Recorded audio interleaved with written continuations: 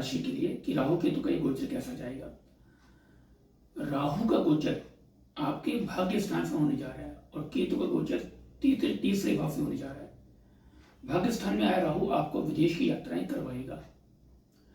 अष्टम भाव में शनि देव बैठे हुए हैं अपनी राशि में और बृहस्पति दशम भाव में बैठे हुए हैं। देखिए, समय चुनौतीपूर्ण तो है, बहुत सी परेशानी आपको अचानक आती हुई दिख रही होंगी अभी इन्हीं समय में, परंतु कुछ समय के बाद आप महसूस करेंगे अप्रैल 2024 के बाद कि आपकी जितनी समस्याएं थी वो खत्म होनी शुरू हो गई हैं और आपको बहुत बड़े बड़े अवसर मिल रहे हैं जिंदगी में आगे बढ़ने के लिए, करियर को आगे बढ़ाने के लिए, बिजनेस में कुछ उसका फैलाव करने के लिए अलग अलग स्टेट में, अलग अलग कंट्रीज में। परंतु भाग्य स्थान में राहु और केतु का ये जो प्रभाव होगा, ये भाग्य को कभी कभी आपको लगेगा कि ये काम हो गया, बस हो गया, 1% रह गया, परंतु उसी टाइम वो काम बिगड़ता हुआ नजर आएगा आपको। तो इससे बचने के लिए आपको क्या करना है, जब तक वो काम पूरा ना हो जाए किसी को जल्दी बताएं ना, मतलब कि अपने काम को ध्यान रखते ही काम करें ताकि वो काम पूरा हो जाए तो फिर किसी को बताया जाए। उससे पहले बताएंगे तो राहु के नगर दोष का प्रभाव आपके काम के ऊपर या आपके उस प्रोजेक्ट के ऊपर आएगा जो आना नहीं चाहिए। तो इससे आप बचाव रखें। राहु का पंचम भाव में जो प्रभाव है, अगर आपके संतान है और तो संतान पक्ष को थोड़ी सी पढ़ाई लिखाई को लेकर परेशानी होगी और उससे आप ज़्यादा इरिटेट होंगे या परेशानी फील करेंगे बच्चों से लेकर, या फिर बच्चों को कोई ना कोई ट्रबल होगी हेल्थ वाइज। तो आपको ध्यान रखना है कि इस गोचर के दौरान अपने बच्चों पे नजर रखनी है कि बच्चे क्या कर रहे हैं, क्या खा रहे हैं, कौन से दोस्त हैं, कहाँ जा रहे हैं। आपको निगरानी की जरूरत होगी क्योंकि बच्चों को राहु और केतु भटकाने का काम करते हैं इस गोचर के दौरान। अगर आपने स्थान परिवर्तन करना है, मकान बदलना है, जॉब बदलनी है या आपने अपना देश बदलना है या बाहर जाना है, तो आप बहुत आसानी से इन सभी चीजों में परिवर्तन होते देखेंगे। बस आपको भ्रम की स्थिति से बचना होगा। माथे पर केसर का तिलक लगाना कर्क लगन और कर्क राशि के लिए बहुत ही शुभ होगा। मैं तो ये भी कहूंगा कि कर्क लगन के हिसाब से अगर आपको मोती सूट करता है कुंडली के हिसाब से, तो एक मोती जरूर पहन के रखिए 1.5 वर्ष के लिए, क्योंकि राहु का आपके मन पे प्रभाव, तन पे प्रभाव आपको काफी परेशानी फील करवाएगा। जो कि परेशानियां नहीं होंगी वो भी आप फील करते होंगे।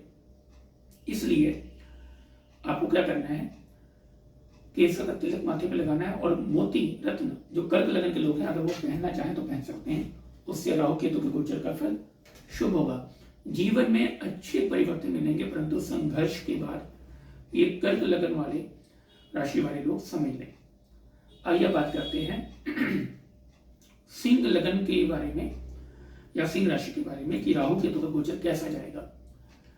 देखिए, सिंह लगन और राशि में अगर हम देखते हैं तो अष्टम भाव में राहु का गोचर जा रहा है। देखिए, अष्टम भाव में राहु का गोचर का मतलब है कि केतु का दूसरे भाव में गोचर है। अष्टम भाव में राहु का गोचर दुखदायक माना जाता है। सप्तम भाव में शनि का गोचर ऑलरेडी चल रहा है, आपके भाग्य स्थान में बृहस्पति है, तो अभी अप्रैल 2024 तक आपको राहु के गोचर का इतना बुरा फल देखने को नहीं महसूस होगा। परंतु अप्रैल 2024 के बाद हो सकता है राहु आपको बहुत सी परेशानियों में उलझा दे, स्पेशली कोर्ट कचहरी के मामले में, पैतृक संपत्ति के विवाद में, और हो सकता है कि कोई अचानक कोई किसी के साथ झगड़ा वगैरह हो जाए जिससे कोर्ट कचहरी हो जाए आपकी, या मारपीट वाले मामले में। ऐसे योग बनाता है राहु अष्टम का क्योंकि केतु का दूसरे भाव में गोचर है, धन स्थान प्रभावित है, तो आपको खर्च बहुत सोच समझ के करना होगा क्योंकि राहु अष्टम में आपके खर्च करवाएगा बीमारियों पे, कोर्ट कचहरी में। और अष्टम का जो राहु होता है वो जरूर व्यक्ति को मानसिक तौर पे या शारीरिक तौर पे बीमार करता है। गुप्त रोग, चाहे स्त्री हो या पुरुष, गुप्त रोगों की संभावना बढ़ेगी।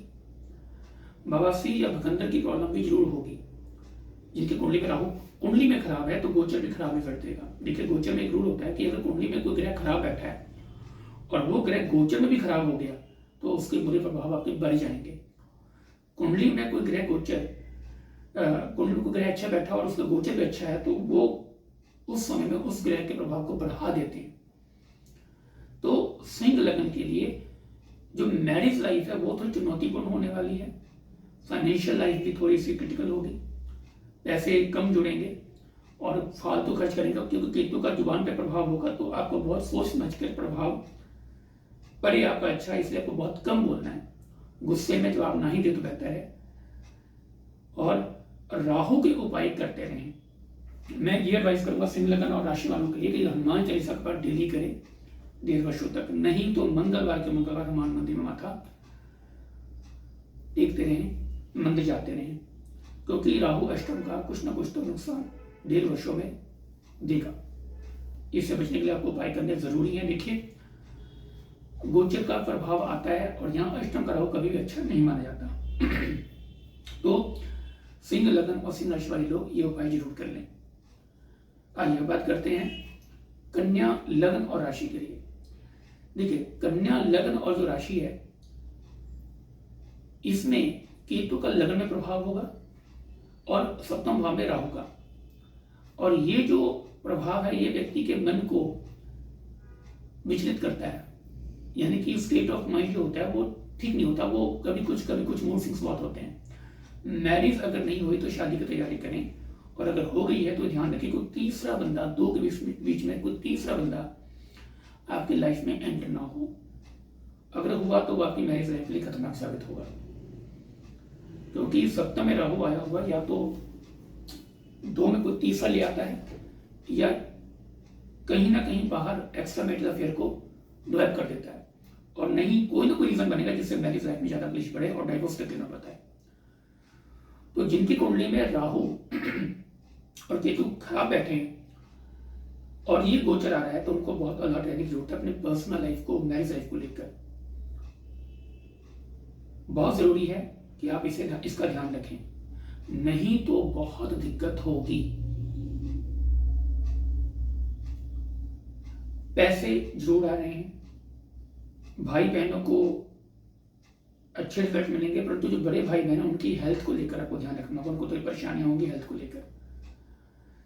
दूसरी बात है, जो व्यक्ति संतान प्राप्ति के लिए प्रार्थना कर रहे हैं, प्रयास कर रहे हैं, उनको संतान प्राप्ति की इच्छा, उनकी जो मनोकामना वो पूरी होगी 18 महीनों के भीतर।